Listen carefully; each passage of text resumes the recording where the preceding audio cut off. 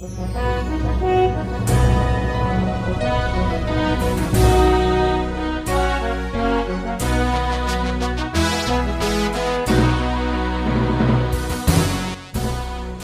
bagi saudara sekalian, marilah kita siapkan hati dan pikiran kita untuk menyambut firman Tuhan. Kita berdoa. Kasih karunia dan damai sejahtera dari Allah Bapa kita dan dari Tuhan Yesus Kristus menyertai kamu sekalian. Amin.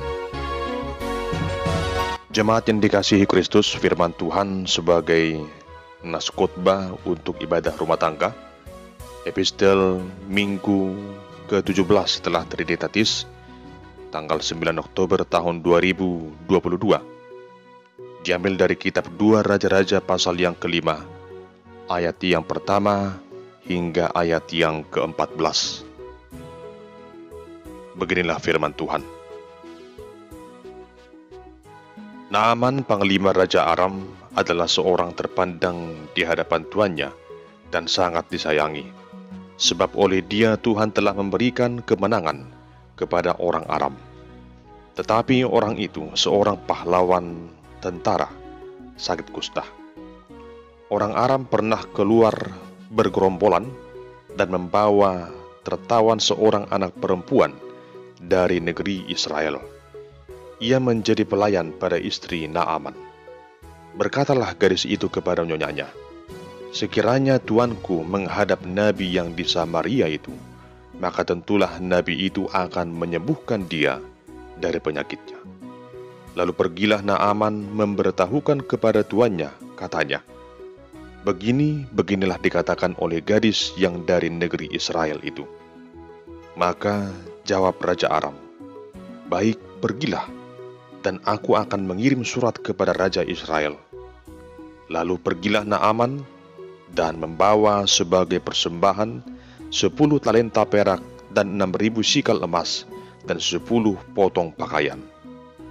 Ia menyampaikan surat itu kepada Raja Israel yang berbunyi, "Sesampainya surat ini kepadamu, maklumlah kiranya bahwa aku menyuruh kepadamu Naaman pegawaiku, supaya engkau menyembuhkan dia dari penyakit kustanya." Segera sesudah Raja Israel membaca surat itu, dikoyakkannyalah pakaiannya serta berkata, "Allahkah aku ini yang dapat mematikan dan menghidupkan, sehingga orang ini mengirim pesan kepadaku, supaya kusembuhkan seorang dari penyakit kustanya? Tetapi sesungguhnya, perhatikanlah dan lihatlah, ia mencari gara-gara terhadap aku." Segera sesudah didengar Elisa, abdi Allah itu, bahwa Raja Israel mengoyakkan pakaiannya, dikirimnyalah pesan kepada Raja, bunyinya, "Mengapa engkau mengoyakkan pakaianmu? Biarlah ia datang kepadaku, supaya ia tahu bahwa ada seorang nabi di Israel." Kemudian datanglah Naaman dengan kudanya dan keretanya, lalu berhenti di depan pintu rumah Elisa. Elisa menyuruh seorang suruhan kepadanya mengatakan, "Pergilah, mandi 7 kali dalam sungai Yordan, maka tubuhmu akan pulih kembali, sehingga engkau menjadi tahir." Tetapi pergilah Naaman dengan gusar sambil berkata, "Aku sangka bahwa setidak-tidaknya ia datang keluar dan berdiri memanggil nama Tuhan Allahnya, lalu menggerak-gerakkan tangannya di atas tempat penyakit itu, dan dengan demikian menyembuhkan penyakit kustaku. Bukankah Abana dan Parpar, sungai-sungai Damsyik, lebih baik dari segala sungai di Israel? Bukankah aku dapat mandi di sana dan menjadi tahir?" Kemudian berpalinglah ia dan pergi dengan panas hati. Tetapi pegawai-pegawainya datang mendekat serta berkata kepadanya, "Bapak, seandainya nabi itu menyuruh perkara yang sukar kepadamu, bukankah Bapak akan melakukannya? Apalagi sekarang ia hanya berkata kepadamu, 'Mandilah dan engkau akan menjadi tahir.'" Maka turunlah ia membenamkan dirinya 7 kali dalam sungai Yordan, sesuai dengan perkataan abdi Allah itu.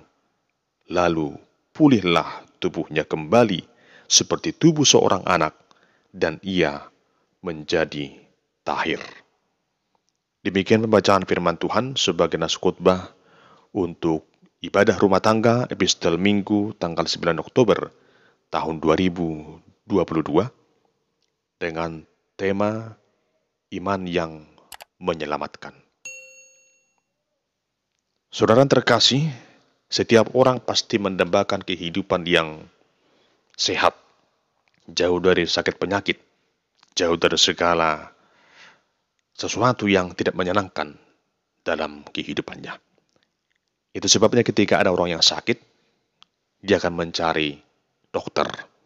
Dia akan melakukan apa yang disampaikan oleh dokter itu dengan harapan ia boleh sembuh dari segala sakit penyakitnya. Jemaat Tuhan, dalam perikop ini dikisahkan tentang seorang yang bernama Naaman. Siapakah Naaman? Naaman adalah panglima pasukan Raja Syria, yaitu Raja Ben-Hadad yang kedua. Dia seorang yang gagah perkasa. Naaman memiliki kekuasaan yang besar saat itu. Panglima perang yang sungguh sangat diagungkan, sungguh sangat dihormati. Namun, ada suatu masalah yang ia alami.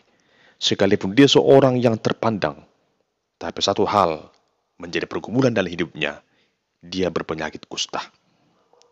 Seandainya ia tinggal di Israel, maka pastilah ia dikucilkan.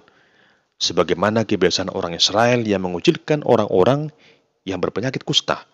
Karena bagi orang Israel, seorang yang berpenyakit kusta dianggap sebagai seorang yang dikutuk oleh karena dosa-dosanya. Namun bagi orang Syria, hal itu bukan menjadi suatu hal yang perlu dikucilkan. Bahkan ia tetap menjadi seorang panglima perang pada saat itu. Dalam perikop ini dikisahkan bagaimana situasi itu juga menyentuh hati dari seorang hamba perempuan, yaitu seorang pelayan yang bekerja kepada istri Naaman yang mendengar berita itu. Ia menyampaikan kepada istri Naaman bahwa ada seorang abdi Allah yang sanggup menyembuhkan penyakit yang diderita oleh Naaman. Hamba itu adalah Nabi Elisa. Mendengar itu, yang namanya seorang yang sakit begitu bersemangat sekali untuk meraih apa yang ia dambakan selama ini. Naaman pun minta izin kepada raja agar raja memberikan surat pengantar kepada Raja Israel agar dia beroleh kesembuhan dari seorang abdi Allah yang ada di Israel saat itu. Raja pun mendukung apa yang ia harapkan itu, memberikan surat dan mengutus Naaman untuk pergi menghadap Raja Israel dengan harapan ia dapat disembuhkan. Mendengar hal itu, Raja Israel sangat terkejut, di mana ia menganggap bahwa cara dari Raja Ben-Hadad yang kedua itu adalah cara untuk mencari gara-gara di antara kedua kerajaan. Sehingga ia mengoyakkan jubahnya, menganggap suatu hal yang menghinakan. Tetapi Elisa mendengarkan itu, dan ia berkata agar raja menyuruh Naaman menghadap Elisa, supaya Naaman mengenal siapa Allah Israel. Sudah itu Naaman pun pergi berangkat menemui Elisa.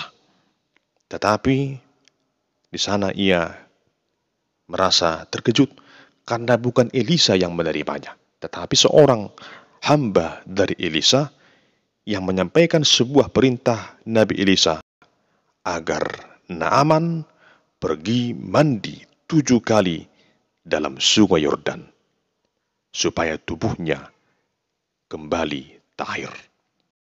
Naaman menjadi gusar dan dia berkata, seandainya yang datang itu adalah Elisa, dan langsung memanggil nama Tuhan Allahnya dan menggerak-gerakkan tangannya di atas penyakit yang diderita oleh Naaman. Tetapi yang datang kepadanya adalah hamba dari Nabi Elisa. Kemudian dia juga merasa tidak nyaman dengan perintah kepadanya supaya mandi di sungai Yordan 7 kali. Karena bagi Naaman masih ada sungai di Syria yang lebih indah, yang mungkin lebih layak baginya, seperti Abana, Parpar dan sungai-sungai Damsyik lebih baik dari segala sungai di Israel. Tentu ia merasa bahwa apa yang disampaikan Elisa adalah suatu hal yang berlebihan, sesuatu yang merendahkan diri dari Naaman. Tetapi situasi yang membuat dia menjadi panas hati itu tak berlangsung lama. Pegawainya datang mendekat kepada Naaman dan berkata kepadanya, "Seandainya Nabi Elisa menyuruh perkataan yang sukar, pastilah kamu akan melakukannya demi kesembuhanmu." Lalu akhirnya Naaman pun melakukan apa yang diperintahkan Nabi Elisa. Dia mandi di sungai Yordan 7 kali. Dan dengan kuasa Allah, Naaman pun disembuhkan dari penyakit kustanya. Ia kembali menjadi tahir. Saudara yang terkasih, firman Tuhan saat ini mengingatkan kita untuk merendahkan diri kita di hadapan Tuhan, datang kepadanya, dan bermohon serta percaya akan kuasanya. Seperti Naaman yang mau merendahkan dirinya. Ia tidak menggunakan predikat sebagai orang yang dihormati lagi. Ia tidak mengandalkan kuasanya lagi, namun dia mengandalkan kuasa Allah dalam hidupnya. Ia mau melakukan apa yang Tuhan perintahkan, sebagaimana disampaikan oleh Nabi Elisa kepadanya. Akhirnya dia beroleh kesembuhan itu. Saat ini juga kita dapat melakoni cara hidup Naaman itu di tengah-tengah setiap pergumulan yang kita alami. Mungkin saat ini engkau sedang berada dalam situasi yang sulit. Engkau mengalami situasi yang tidak nyaman dalam hidupmu. Mungkin sakit penyakit juga sedang menggerogoti tubuhmu. Seperti Naaman yang terbelenggu dengan sakit penyakit yang ia derita. Atau banyak hal pergumulan-pergumulan lain yang saudara anggap sungguh sangat berat untuk dilalui.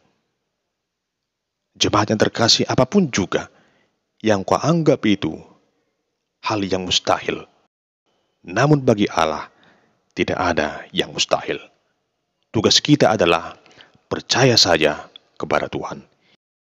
Oleh karena imanlah Naaman disembuhkan. Imannya sungguh-sungguh percaya akan kuasa Allah. Maka hari ini juga di dalam nama Tuhan Yesus Kristus, mari sungguh percaya kepadanya. Jangan ragu akan kuasa Allah. Jangan ragu akan penyertaan Tuhan. Namun percayalah ketika Tuhan berfirman, maka firman-Nya itu tidak akan kembali dengan sia-sia. Firman itu berkuasa mengubahkan hidup kita. Iman bertumbuh dari pendengaran dan pendengaran akan firman Tuhan. Kiranya kehidupan saudara selalu dibangun lewat firman Tuhan yang menumbuhkan iman yang lebih baik lagi dalam hidupmu. Percayalah, iman sungguh sanggup menyelamatkan kita, yaitu iman kepada Allah di dalam Kristus Yesus, Sang Juru Selamat kita, yang sanggup memberikan segala rancangan yang terbaik untuk kebaikan kita dan untuk menyatakan kemuliaan nama Tuhan. Amin. Kita berdoa. Ya Tuhan Allah yang Maha Kuasa, kami sungguh bersyukur buat penyertaan Tuhan dalam hidup kami. Itu bukan oleh karena kuat kuasa kemampuan kami. Semua itu oleh karena kasih karunia Tuhan saja. Tuhan, tuntun kami menjadi pribadi seperti Naaman yang mempercaya dan berserah kepadamu, melakukan apa yang Kau inginkan, yang Kau perintahkan dalam hidup kami, agar kiranya segala kuasa-Mu nyata atas kehidupan kami. Bagimulah pujian dan hormat serta kemuliaan. Di dalam nama Tuhan Yesus kami berdoa dan bersyukur kepadamu.